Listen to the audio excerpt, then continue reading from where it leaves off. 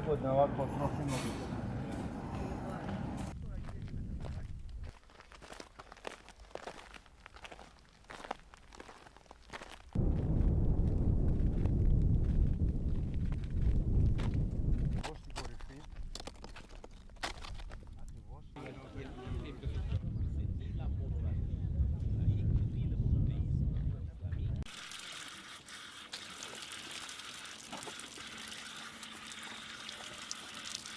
There are some countries in which we indeed estimate a slight decrease in deaths overall in the future. So these are the northern countries, typically Ireland, UK, and the Scandinavian countries.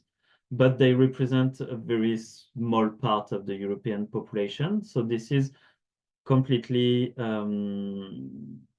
overshadowed by the increase we find in the most southern part of the Europe. So typically we see this massive increase in temperature-related deaths in the eastern part of Spain, southern France, Italy, Greece, and the Balkans. Veus, això només ha fet que patir.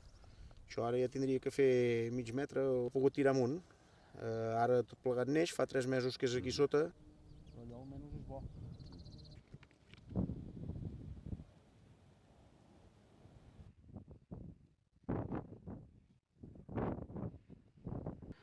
One part of the results that we see this massive increase in heat-related deaths is the fact that the Mediterranean is a so-called climate change hotspot.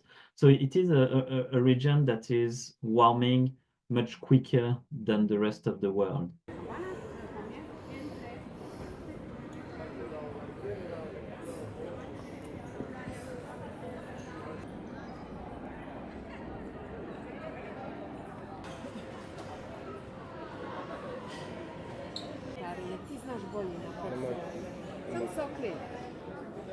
We show clearly that we have a much bigger increase in heat-related death that we would see the decrease in cold-related deaths.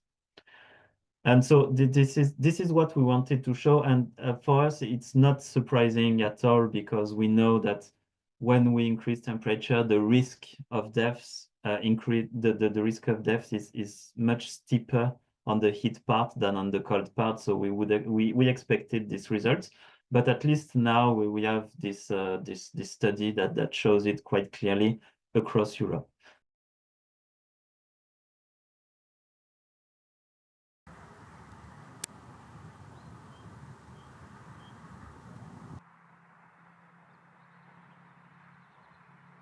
Each time we have a temperature that is above this comfortable zone, all the deaths that we can associate with this increase in temperature will be considered as heat-related deaths. So it's a very epidemiological approach where we try to find the comfort zone, and when we associate death with temperatures that are above this comfort zone, we consider these are heat-related deaths. And we do this because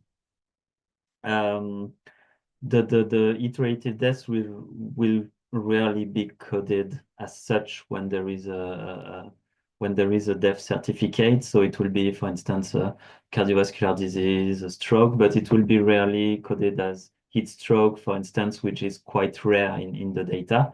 But we observe that in practice, we can attribute many deaths to heat.